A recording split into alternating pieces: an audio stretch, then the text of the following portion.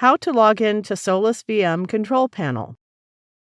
Mostly in the welcome email from your hosting provider, you receive VPS login details. It includes a URL along with a username and a password. Open the URL in your internet browser and enter the username and the password to log in.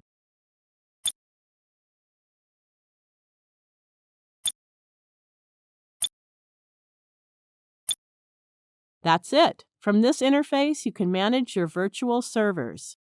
You can see the status of your server, whether it is online or offline. You can see the bandwidth and memory usage. We will learn more about server management from this interface in other tutorials. Thank you for watching.